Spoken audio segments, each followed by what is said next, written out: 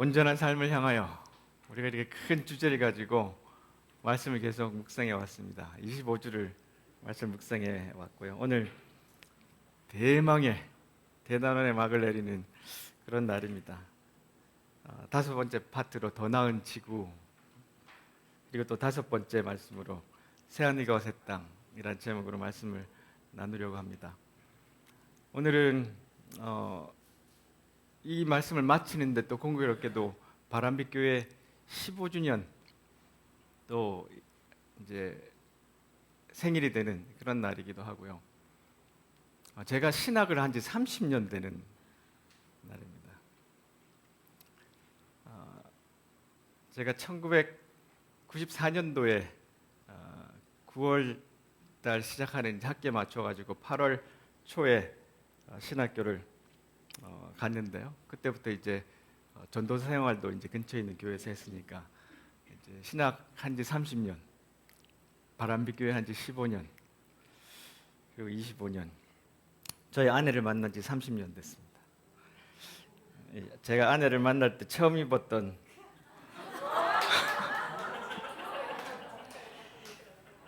이 옷 입고 마당에서 처음 만났습니다. 주차장에서. 네. 대단하죠? 이걸 갖고 있다는 게. 이게 아직도 맞습니다. 네. 하여튼 제가 이 옷을 가져온 이유는 오늘 또 말씀하고도 좀 연결이 되어 있기도 하고, 그래서 참 뜻깊은 날이에요. 근데 생각대로 덤덤하기도 합니다. 그렇죠. 우리가 이렇게 인생을 살다 보면 이런 날들이 오는 날인데, 그 중에 하나인데 그래도 우리가 의미가 참 있는 날이다, 그런 생각이 들어서 오늘 말씀 준비하는데도 여러 가지 생각이 많이 들었습니다. 자, 이제 완전히 채워졌습니다. 온전한 삶을 향하여 더 나은 우리가 이 25개 주 내용들이 이렇게 다이어그램에 완전히 채워졌는데요. 참 25주 이 공부가 쉽지 않은 공부였습니다. 김남호 대표님, 이 나인플러스 대표님하고 이번 주에 만나서 이야기를 하는데 이분이 제 말씀을 계속 듣고 계셨어요. 그리고 이제 저희들이 그 수련회 준비용으로 이제 여러분에게 이제 요약본 보내드렸잖아요. 그것도 보내드렸는데 이분이 이제 보시고 이런 말씀하셨어요. 대학교 전공 커리큘럼이 될 만큼 깊고 넓다. 그래서 그 마음속에 제가 죄송해라 이런 마음이 좀 들었어요. 우리 교인들 너무 힘들게 한 게 아닌가. 대학 전공 공부를 제가 25주를 이렇게 힘들게 시켰으니 그런 생각이 들기도 했지만 다 같이 따라와 주셔서 정말로 진심으로 감사드립니다. 그리고 그 다음에 붙이신 말이 좀 의미심장해요. 이것이 그냥 아는 것으로 끝나지 말고 실천 프로그램을 좀 더 개발했으면 좋겠다. 이런 이제 또 조언도 주셨습니다. 자, 우리가 그래서 또 수련회 때 그런 이야기를 하려고 그러고요. 좋습니다. 자, 이제 오늘 말씀을 이제 좀 시작해 볼게요. 우리가 성경의 서사 이야기를 했습니다. 우리가 살아가는 삶에는 꼭 큰 이야기, 서사가 있다. 그래서 우리가 그 삶 가운데 어디에 있는지를 알고 있어야 어떻게 살지, 그리고 시험과 어려움이 왔을 때 내가 어느 방향으로 선택해서 나갈지, 목표가 어떤지 분명히 알게 된다. 그래서 우리가 성경의 이야기를 참 깊이 아는 것이 우리 삶에 정말로 소중하다, 그런 말씀을 나눠드렸죠. 자, 우리가 이제 이 전체 시리즈를 할 때 첫 번째 하나님께서 이 우주를 창조하실 때의 이야기를 나눴습니다. 하나님께서 다 세상을 만드시고 난 다음에 우리의 형상을 따라 이 세상을 돌볼 어떤 존재를 좀 만들면 좋겠다. 그래서 하나님께서 남자와 여자를 그분의 본성에 따라, 그분의 이미지에 따라, 형상에 따라 우리를 창조하셨잖아요. 그렇죠? 그러니까 우리는 참으로 놀라운 하나님의 어떤 계획과 목적 안에 창조가 됐는데, 제가 이 말씀을 나눌 때 항상 드는 생각이 있어요. 저희들이 이제 신학교에서 공부할 때 그 미국의 얼바나 샴페인이라는 그 대학교에서 3년마다 세계 선교 대회 같은 게 열려요. 대학생들. 거기에 켄 뽕이라고 하는 미국계 아니죠, 차이니즈 중국계 미국인, 이제 풀로 교수님이기도 한데 이분이 이제 젊을 때 거기에 강사로 왔었어요. 연사로 왔는데 이분이 이제 이 구절을 설명하다가 이런 말씀하셨어요. 하나님이 삼위일체 하나님이 너무나 완벽한 사랑이 넘치는데 그분 안에 이 흘러 넘치는 사랑을 어떤 존재에게 좀 주고 싶다. 그래서 이 흘러 넘치는 사랑을 담을 만한 존재를 만들고 싶다 해서 사람을 창조하셨다. 이분은 이렇게 해석을 하신 거예요. 그게 참 저한테 몇십 년 지나도 마음에 남았어요. 그러니까 하나님이 삼위일체 하나님이 너무너무 그 사이에 사랑이 완벽하고 충만한데 그 흘러 넘치는 사랑을 부어줄 존재가 필요한데 그것이 사람이었다. 근데 이분이 이제 아내랑 결혼 생활이 좀 오래 지났는데 아이가 안 생겼어요.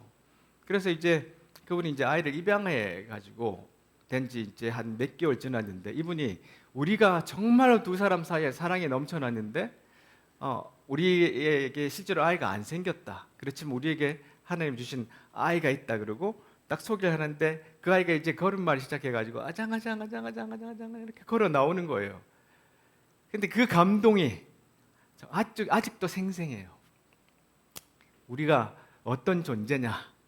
하나님이 사랑이 넘치셔서 그 넘치는 사랑을 부어줄 존재가 필요한데 그가 우리다.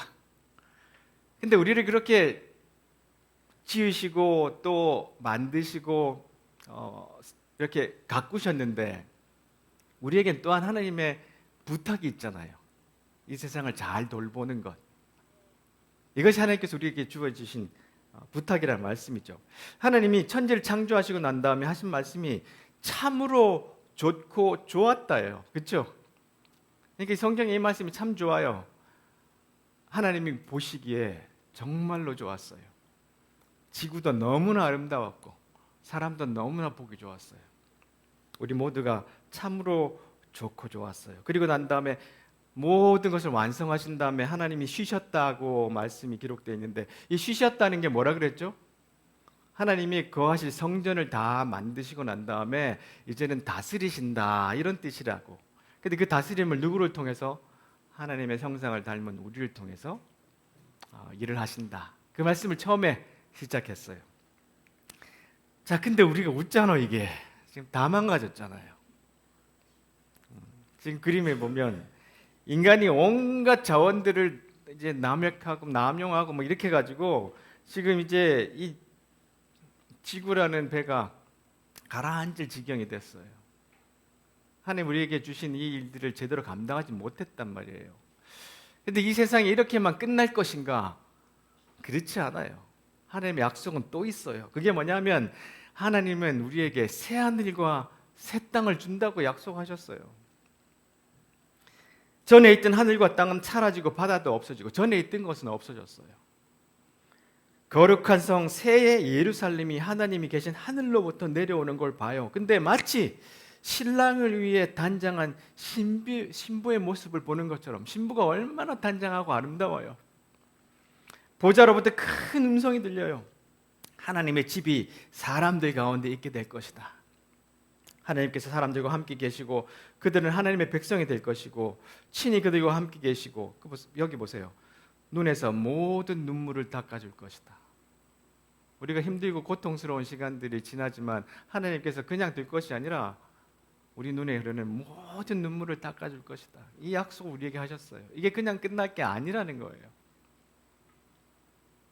근데 그 끝나는 시간까지 우리에게 맡겨진 일이 있어요. 자, 근데 제가 지난번에도 제가 번역한 책 하나 소개했었잖아요. 그 뒤에 또 인용을 좀 하면 존 메가더 목사님이 그런 이야기를 해요. 하나님은 결국 만년설이 모두 다 녹아내려도 지구에 다시는 홍수가 일어나지 않으라고 구체적으로 약속했다. 그렇기 때문에 지구는 온난화 때문에 물이 차올라와서 멸망하는 게 아니라 하나님은 절대로 물로는 심판 안 한다. 오케이. 네. 하나님은 이미 이 세상을 어떻게 끝날지 성경에 알려주셨다. 그날에 그리스도가 오시면 새 하늘과 새 땅을 창조하신다. 오늘 본문이잖아요. 근데 이분은 이걸 이렇게 해석해요. 하나님은 대환란 중에 인류가 그동안 이 지구에 행했고 또한 앞으로 할 수 있는 어떤 인류보다 심한 재앙을 내릴 거다. 그날에는 기근이 있을 거고 전염병이 창궐하고 우주적 재앙이 따르고 수목이 불타오르고 바다 생물이 몰사하고 물이 오염되고 악마 같은 황충이 땅을 뒤엎고 치명적인 질병이 유행하며 독한 종기가 나고 바다와 강들이 피로 변하며 모든 것을 불태우는 불의 심판이 임하고 어둠과 고통에 몸부리치는 가뭄으로 땅이 마르고 마침내 완전하게 황폐할 것이다. 성경에 있는 이런 구절들을 다 모아내니까 이런 이야기가 된다고 설명을 하고 있어요. 근데 제가 지난번에도 말씀드렸던 것처럼 불타오른다 이런 뜻은 실제로 불을 질리는 게 아니라 하나님이 정금과 같이 불순물을 태우는 그런 일이라고 말씀을 드렸잖아요. 근데 이렇게 막 문자적으로 성경을 막 보니까 오 마이 갓, 하나님이 지구를 이렇게 다루신다고? 이게 우리 하나님이라고? 이게 하나님의 본성이라고? 막 이런 이제 의문이 들기 시작하는 거예요. 이번에 이어서 이렇게 이야기합니다. 하나님이 모든 심판 후에 그리스도께서 다시 오셔서 힘과 권세로 그의 나라를 세울 것이다. 천년 후에 천년왕국이 영원한 나라로 이어지는 때 하나님은 마침내 불로써 이 세상을 완전히 심판하고 새하늘과 새 땅을 창조할 거다. 지구 온도를 낮추려는 온갖 노력에도 불구하고 성경은 이 세상이 어떻게 종말을 맞을 것인지 우리에게 알려준다. 장차 지구가 뜨거워지는 이유는 이산화탄소의 배출 때문이 아니다. 하나님의 거룩한 진노가 마침내 이 세상에 쏟아질 때는 어떤 환경보호 정책도 이를 멈출 수 없을 것이다. 영과 육을 완전히 분리시켜 놓는 사상이 우리에게 있어요. 지난번에 제가 말씀드렸지만 이게 플라톤이 만들어 놨다는 사상이 있죠. 영은 저 위에 있는 이데아는 아주 거룩하고 좋은 것이고 이 땅은 조금 덜 거룩한 것이고 그림자다. 영과 육을 완전히 분리시켜 놓는 이런 사상들이 꽤 오랫동안 사람들에게 성경을 그렇게 이해하기도 하고 신앙을 그렇게 오해하도록 했어요. 근데 이 성경이 기록되고 난 다음에 우리가 많이 알게 됐어요. 또 성경에 대해서도 알게 됐고 가치 있는 삶에서 미로슬라브 볼프의 말을 제가 처음에 인용했었는데 다시 인용을 하면 이 과거의 방식이 모든 질문에 대답할 수 없다. 왜냐하면 이 환경 문제는 성경에서 많이 이야기를 안 합니다. 그 당시에는 환경 문제가 있었던 시기가 아니에요. 세상은 변했다. 심지어 과거에 제기된 질문조차 새로운 위협에 마주해 새로운 형태를 띠고 있다. 현대사회가 기나긴 전통에 제시하는 기나긴 지혜를 들으려면 현대사회에 적합한 새로운 기와 옛것과 새것을 함께 수용하려는 마음가짐이 필요하다. 또 지난 몇 세기 안에 새롭게 등장한 철학 중에 우리 선조가 간직했던 것만큼 진정한 통찰력이 존재하는 것들이 분명히 있다. 2000년 동안 그 이후에 생긴 많은 지혜들을 통해서 우리가 또한 배울 게 있다. 특별히 환경적인 부분은 보편적 인간성에 알맞은 진정한 가치를 탐색하는 예측 불가능한 역사 속에 수많은 목소리 사이에 우리가 어디로 가야 할 것인지 분명하게 제시해주는 간단한 규칙이나 절대적인 방법은 존재하지 않는다. 딱 한 가지 길과 한 가지 방법만 존재하지 않는다는 거예요. 그래서 우리는 어떻게 해요? 진정한 가치를 계속 찾아야 해요. 한 번에 누가 답을 딱 주지 않아요. 지속 불가능한 삶 가운데 한순간이 찾아오면 가치가 우리를 부른다. 가치가 우리를 찾는다. 그래서 우리가 지금 25주를 하는 이유가 바로 이 가치들을 찾으러 가는 여정이에요. 일과 영성에서 팀 켈러 목사님은 이 말씀을 다르게 해석하셨어요. 이분은 보세요. 창조주가 지으신 세계가 선하다는 거 다 알고 있다. 하나님이 그러셨잖아요. 참 좋다. 보기에 좋았다. 선하다. 이곳은 잠정적으로 한 사람 한 사람이 구원받은 연기를 공연하다. 막이 내리면 차원이 완전히 다른 세상으로 가서 육신과 분리된 삶을 살게 되는 간이 무대가 아니다. 이 세상에 하나님이 오셔서 완전히 쓸어버릴 거니까 잠시 있다가 갈 간이 무대냐? 그렇지 않다는 거예요. 성경에 따르면 이 세상은 만물이 부활하여 새롭게 되는 날, 순결해지고 회복되고 비할 데 없이 향상된 새하늘과 새 땅의 전조다. 물질과 영혼이 영원토록 통합된 상태로 함께 사는 꿈을 제시하는 종교는 오로지 기독교밖에 없다. 왜냐하면 예수님도 하나님이신데 신이신데 사람의 몸을 입고 물질의 몸을 입고 이 땅에 오셨잖아요. 하늘과 땅, 새하늘과 땅도 저 멀리 이데아에 있는 어떤 환상의 공간이 아니라 오늘 말씀 읽을 때 어땠어요?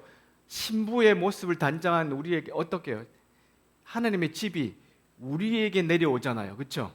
이 땅에 내려와요. 그러니까 이 공간은 보세요. 얼마나 소중한지. 물질과 영혼이 통합된 상태로 사는 꿈을 제시하는 종교, 오로지 이 기독교뿐. 이처럼 새가 날고 바다가 출렁이고 사람들이 먹고 걷고 사랑하는 건 변함없이 아름다운 일이 될 것이다. 하얀 흰 옷 입고 이렇게 돌아다니는 게 천국이 아니라는 거예요. 천국에서도 우리가 하던 이 소중한 일들이 계속해서 연결되고 아름다운 일들이 계속해서 일어날 거라는 거예요. 이 하나님의 새 세계가 이 땅 위에 임하는데 완전히 차원이 다르게 임하는 것이 새하늘과 새 땅인데, 그러나 우리가 살던 삶과 완전히 분리되는 게 아니라 계속해서 영속된 부분이 있다는 것을 가르치는 거예요. 그러니까 우리가 하는 일이 굉장히 소중하다는 이야기예요.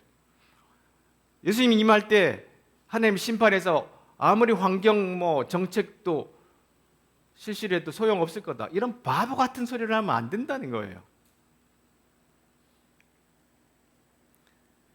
허프 자렌이 했던 이 책, 이건 꼭 우리가 함께 아마 독서 모임을 했으면 좋겠는데요. 나는 풍요롭고 지구는 달라졌다.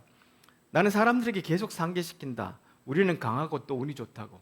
여러분, 우리 여기 계신 분들은 지금 지구에 있는 80% 이상 사람들보다 더 깨끗하고 좋은 환경과 좋은 교육들과 그런 것들을 받고 사는 아주 운이 있는 사람들이잖아요.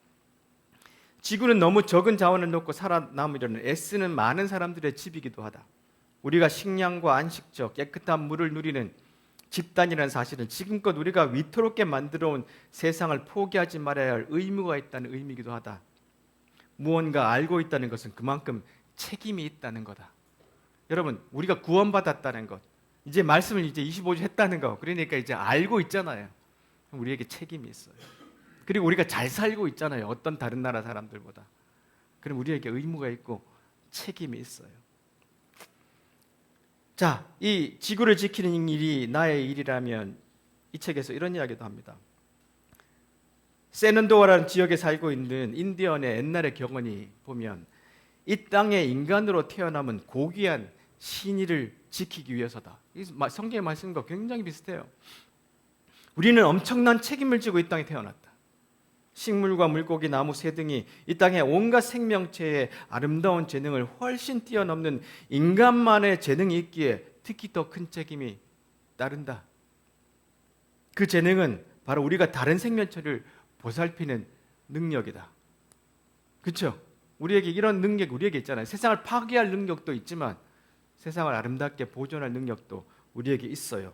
근데 다른 이제 이야기를 들어보면 어머니 돼지가 없었다면 우리는 지금 여기 없었을 것이다. 그런데 우리가 어머니 돼지를 죽이고 있다.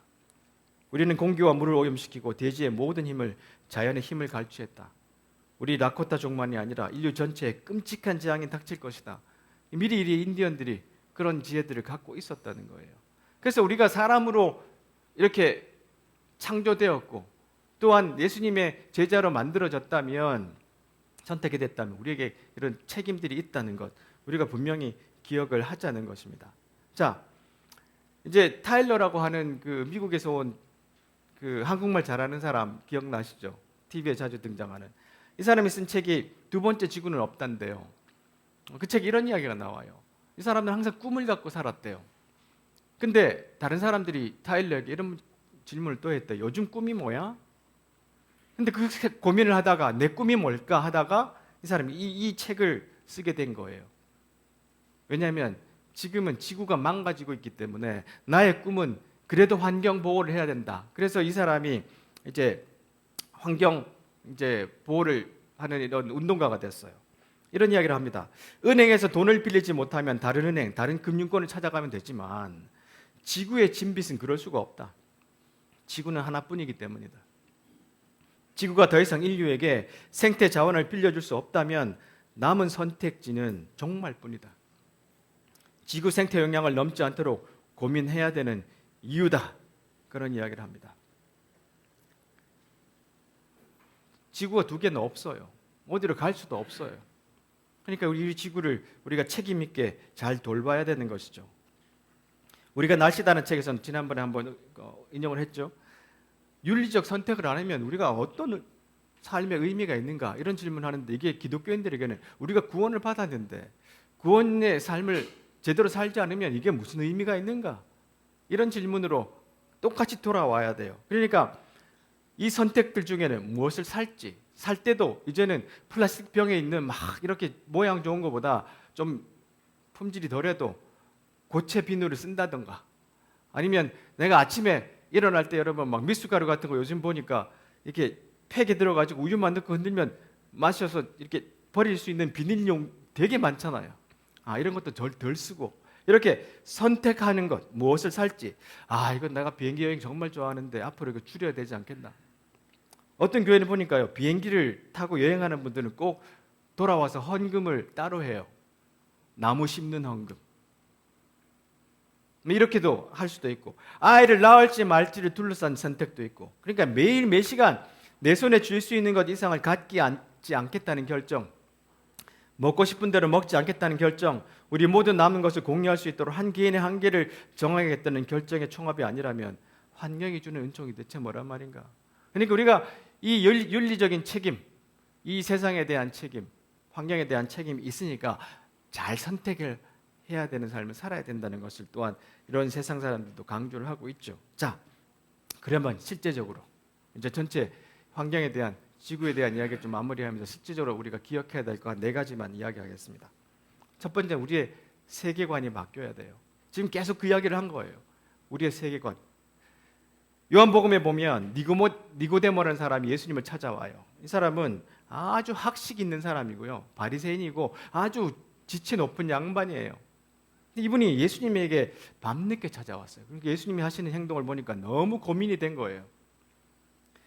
랍비님, 우리 모두는 선생님이 하느님께로부터 온 분인 줄 알고 있는데 하나님이 관여하지 않으시면 아무도 선생님이 하시는 일, 곧 하나님을 가리켜 보이고 하나님을 계시한 일을 할 수 없습니다. 근데 예수님께서 말씀하세요. 네 말이 정말 맞다. 내가 하는 말을 믿어라. 사람이 위로부터 태어나지 않으면 내가 가리키는 하나님 나라를 볼 수 없다. 가치관, 세계관이 안 바뀌면 예수님이 가르치는 것을 못 본다는 거예요. 이 지체 높은 바리새인 양반도, 유력한 지도자도 위로부터 거듭나지 않으면, 새로워지지 않으면 이제까지 살던 삶으로는 예수님이 안 보인다는 거예요. 하나님의 나라를 볼 수 없다는 거예요. 그러니까 우리의 세계관, 가치관이, 신앙관이 바뀌어야 돼요. 근데 니고데모가 이게 도저히 이해가 안 돼요. 내가 이미 태어났는데, 아니 다시 엄마 속에 들어가서 다시 태어난다고요? 그건 불가능하잖아요. 위로부터 태어난다고 하신 말씀이 도대체 뭡니까? 예수님이 잘 풀어주세요. 사람은 누구나 근본적인 창조 과정을 거쳐야 돼요. 태초에 수면 위를 운행하시던 성령을 통한 창조, 보이는 세계를 움직이는 보이지 않는 세계, 새로운 생명으로 들어가게 이끄는 세계, 이 과정들이 없으면 하나님 나라에 들어갈 수 없다. 아기를 예로 들어 설명하겠다. 태어난 아기는 다만 네가 볼 수 있고 만질 수 있는 몸만 가지고 있다. 그러나 내 몸 안에 형성되는 인격은 네가 절대로 볼 수도 없고 만질 수도 없는 것, 성령으로 빚어져 살아있는 영이 되는 것이다. 이런 과정을 거쳐야 다시 거듭난다.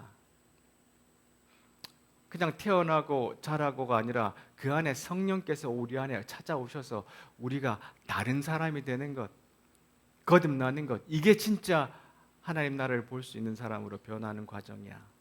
이렇게 설명을 해주셨어요. 가치관이 바뀌어야 돼요. 두 번째로는 이 책을 공부하다 보니까 이제 끝났어 벌써. 이제 1.5도시 이거는 돌이킬 수 없어. 2도시 이것도 못 막아. 3도시도 막을 수 있을까? 야, 그러면 내가 분리수거하는 게 무슨 의미가 있지? 막 이런 막 회의가 들어요. 많은 사람들이 그런 생각을 합니다. 내 한 사람이 이거 해봐야 뭐하나. 근데 반드시 희망을 가져야 돼요. 왜냐하면 자, 이제 기후변화와 신앙의 재구성에서 이런 이야기를 합니다. 가장 어려운 과제가 희망을 갖는 거예요.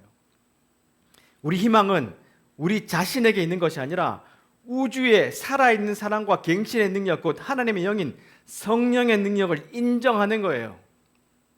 하나님께서 여기를 그냥 가만히 안 놔두실 거다.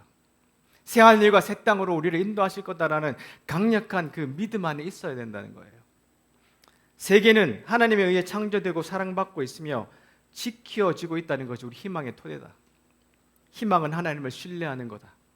그것은 하나님께서 모두 맡겨진 생명을 안전하게 지키신다는 것이고, 이 희망은 이런 사태가 반드시 우리가 희망하는 대로 판명될 것이라는 것이 아니고, 지구를 구원하려는 우리의 시도가 성공한다 이런 것이 아니라 하나님께서 만사를 좋게 마무리하실 거다라는 믿음의 고백이라는 거예요. 그래서 우리가 희망을 가져야 돼요. 하나님께서 새하늘과 새 땅을 우리에게 주시는 그때가 있을 거다. 이런 희망이 우리 속에 있어야 돼요. 그게 우리가 잘하고 잘못해서가 아니라 그게 하나님의 약속이에요. 꼭 희망을 가져야 되는데, 이제 한 배를 탄 지구인의 유한 가이드 거기에도 이런 이야기 합니다. 낙관은 새로운 현실을 만들 수 있게 해주는 힘이다. 그러니까 우리가 반드시 이 도전을 맞서려면 낙관하는 마음이 있어야 돼.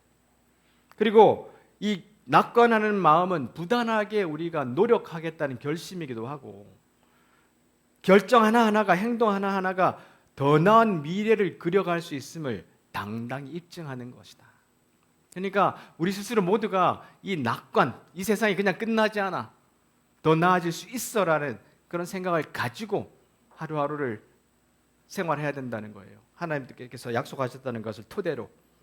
세 번째로는 새로운 방식을 상상하는 거예요.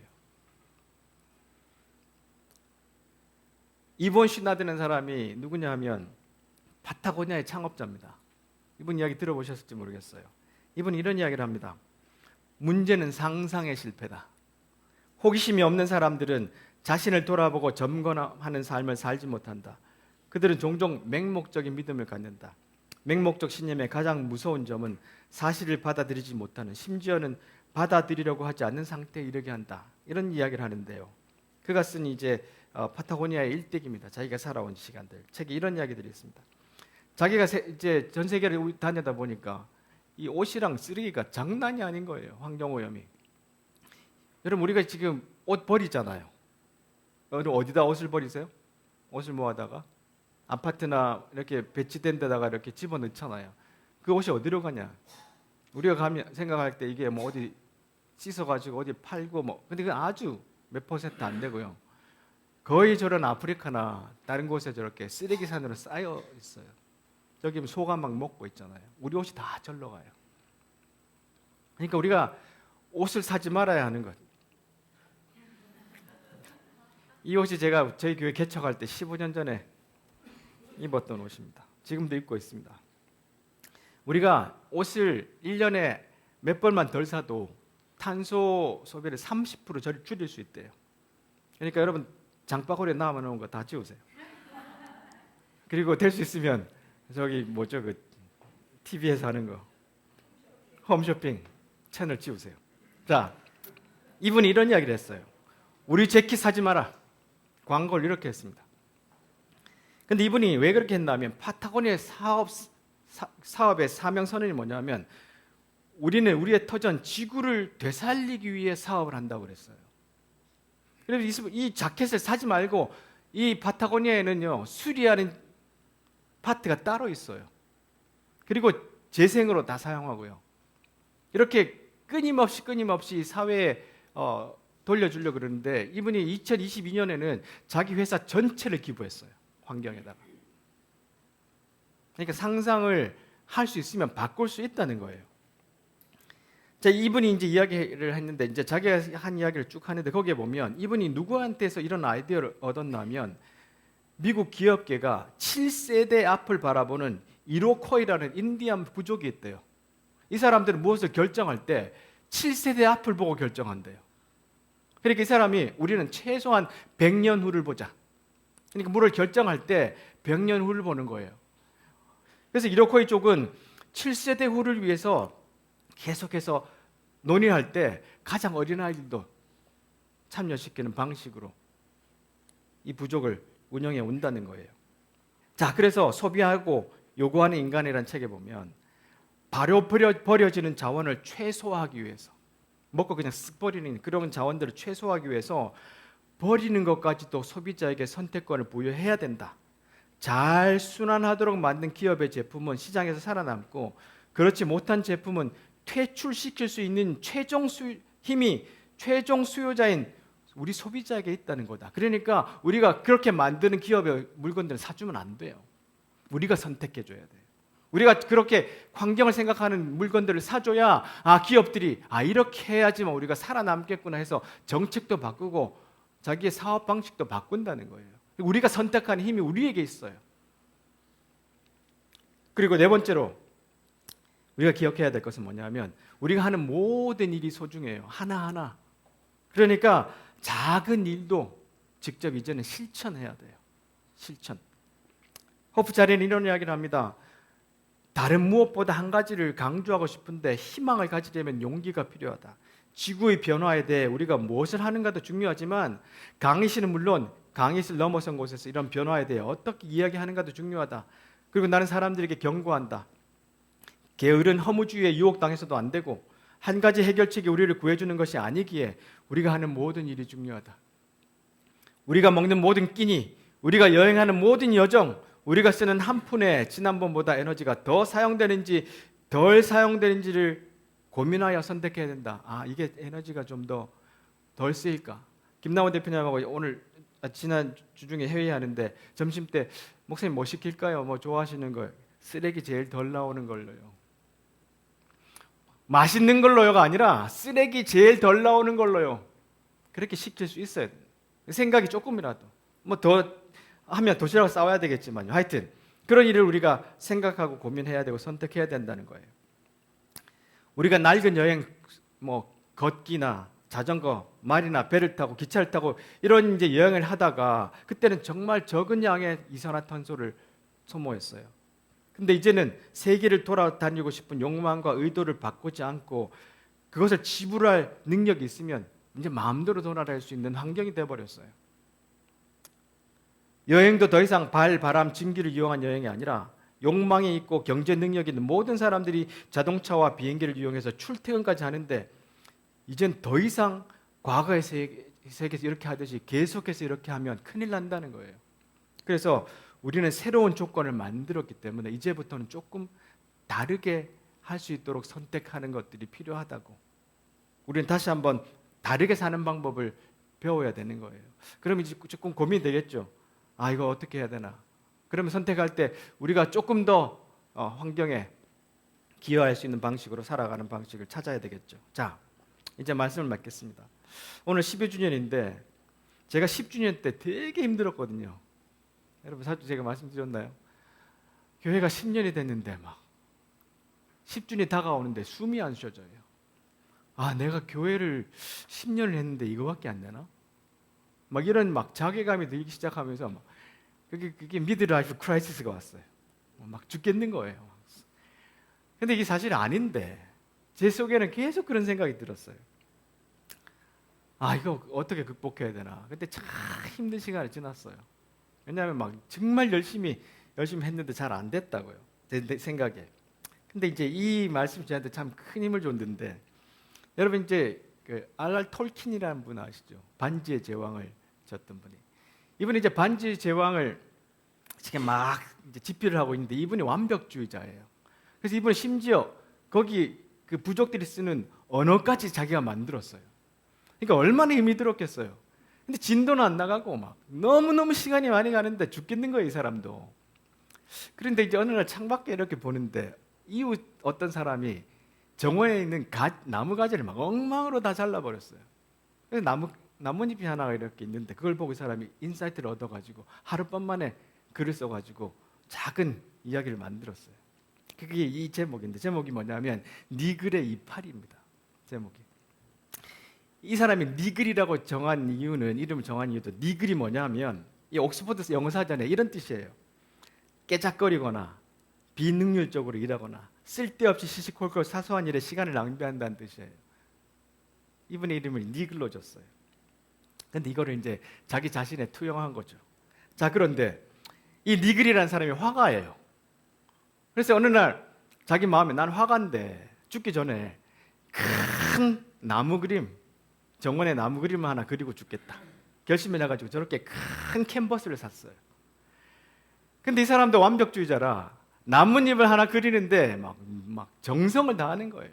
거기에 막 3D로 막 그리고 거기에 물방울 그리고 그러고 있는데 자꾸 주위에 일이 생기잖아요. 이웃 사람들이 도와달라고 자꾸 그러니까 그림 그리다가 가서 이웃 사람 도와주고 뭐 이러다 보니까 시간이 점점 지나갔어요.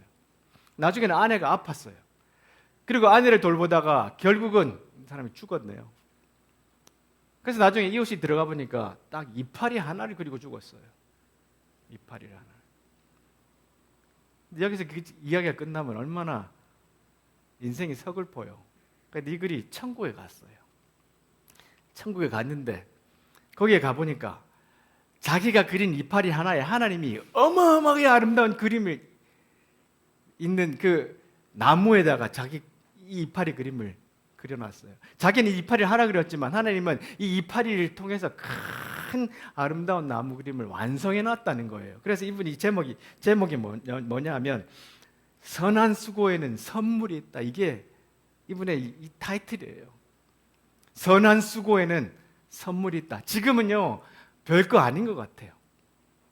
이 나뭇잎 이파리 하나 같아요. 내가 하는 일이 여러분 지금 자기 하는 일을 보면 내 인생이 왜 이래?